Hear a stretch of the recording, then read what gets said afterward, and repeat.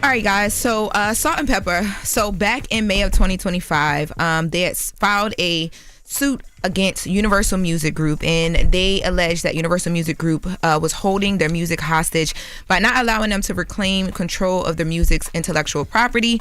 So what they were arguing was that law that 35 years after the music's release, they're supposed to be able to file to terminate their contracts and then own the master recordings of their music put out on this deal.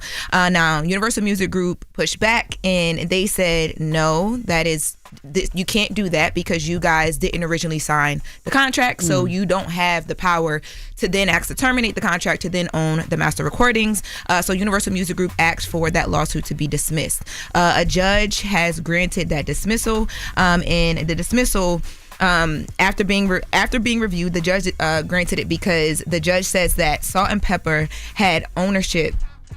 That Salt-N-Pepa had granted ownership of their first label, which was Noise in the Attic, Nita Productions, and that contract for the recordings was between Next Plateau Records and Nita. So, in the latter of which, so Nita was owned by Herbie Lovebug, who is like manager responsible for a lot of Salt-N-Pepa's career and putting them on. So basically, what the judge is saying is that they weren't the ones who signed the contract, so they can't terminate the contract. It's not UMG's issue. Now, I reached out to Salt-N-Pepa, who did not get back to me. I also reached out to Herbie Lovebug, and his only response to me was, he says, my comment... Mind your business. No, he says my comment.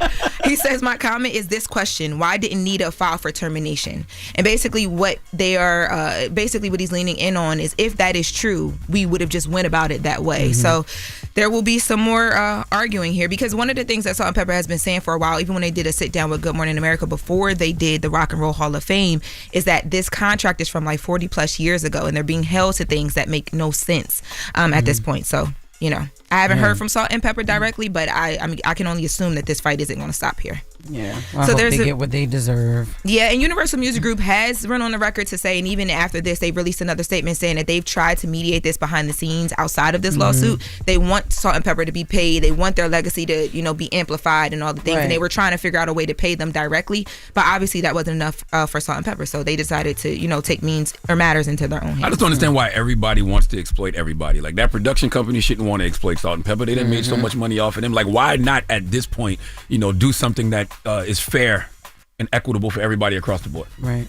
Yeah, I think the issue is, though, everybody definitely because they got their money back. I'm sure times 100. Absolutely. You know what I mean? Yeah. So, they should do what's right. Salt-N-Pepa shouldn't have to fight like this to be a legacy group like that. They shouldn't have to. How much more seasoning do you need? Yeah. Hey, yo. I'm glad you laughed, Jess, because she needed it.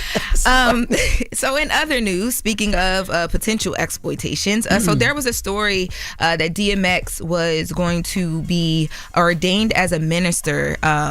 And this story, I mean, to me, it came out of nowhere. They keep saying Envy said it, but I think we reported it. You weren't here. I wasn't here. Jess wasn't here, and I think you gave me a bunch of stories to report, so I reported it.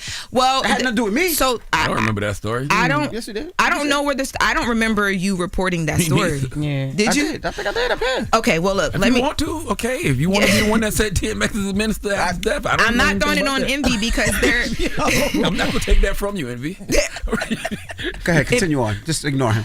I was trying to help you. I don't know what you're doing here. I'm ignoring him. Okay, so there's a church, Foster Memorial AME Zion Church, who wanted to honor DMX by giving him a minister title, and his estate is rejecting it. So the estate gave a statement, and what they're saying is that the planned ceremony that was announced for DMX is not sanctioned or approved by the estate. I was trying to figure out what the connection between him and the church might have been, and what they're saying is that there's no direct connection to the people that are, planning this ceremony. So they're rejecting it. They're not in support of it. Brief update there. I also I didn't talk to him, but Ray J texted me back yesterday too. Oh, speaking of brief updates. Talking about DMX. Well, say, come on now. Come on, Lauren. Please. You went too far, Lauren. Okay. Now, I know you got sources, but come on. DMX did not text you from heaven. You know that did not happen. That was wild, Lauren, to even say that. I reached out to the estate. Was crazy. I'm sorry. Let me separate that, because I reached out to the estate. Don't say that. Oh my God. That's crazy, Lauren. I had texted Ray J to check on him. Remember I told y'all that? He texted me back yesterday. He said, of course, he's not all the way better. He said his lungs are tripping. But his lungs are tripping. Yeah, he sent the emoji. His lungs? He sent the lungs emojis. He sent the emoji, said they're tripping. And I said, you'll be back to I think he meant his heart. Okay. Well, because I talked to him yesterday too. He said his heart. He said he said his heart is tripping. He said he said whatever. the same message? I mean, no, he No, his is Ray J longer. talks. He gave Charlamagne more words. He just put the emojis in tripping with me. This is a lung emoji. And I said, "Are you good?" He said he's not good yet, but he's still fighting to get better. So just wanted to give you guys that brief update. Because you already know when he told me about his heart, you know who I told him he need to come see. You got to come see our guy, Dr. Puma. Right. I'm gonna seeing Dr. Puma next week. I thought you was about to say Dr. Umar.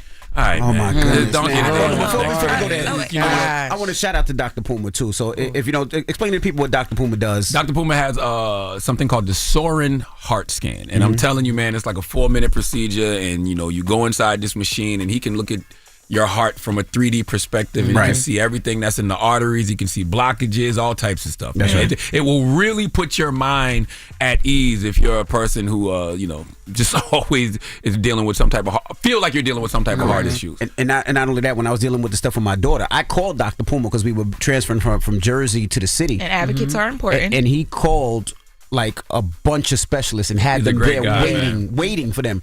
Like when they pulled up, they had the specialists waiting for my daughter to get out of that ambulance. And salute to you, Dr. Puma. I really appreciate you. Really great guy. Dr. Puma. Yeah, really, really good. No, guy. for real. Like, I told. Well, I didn't tell the audience, but yesterday I found out that my mom's health insurance was canceled. We didn't know that, so she can't get her cancer scan, like her checkups. Yeah. So I've been calling everybody I can to see what we can do in the meantime, because you shouldn't let stuff like that lapse. Did you talk to Mimi? Because some of it has been. I talked to Mimi yesterday, and today on the podcast, The Latest with Loren LoRosa, Mimi Brown is going to be a guest, because I want to have a conversation about what people can do in the interim, because we're dealing with this, and my mom still needs her scans, and we need some advocates. So let me know what y'all are doing out there if you guys are experiencing this. All right. Now, Charlamagne, donkey today. Who you getting that donkey to? Well, it's the people's donkey today. So all you got to do is call up 1-800-585-1051, and you can give somebody the credit they deserve for being stupid this morning. All right. We'll do that next. It's The Breakfast Club. Good morning. Woke up. Wake you up. Wake that ass up. Program your alarm to Power 105.1 on iHeartRadio.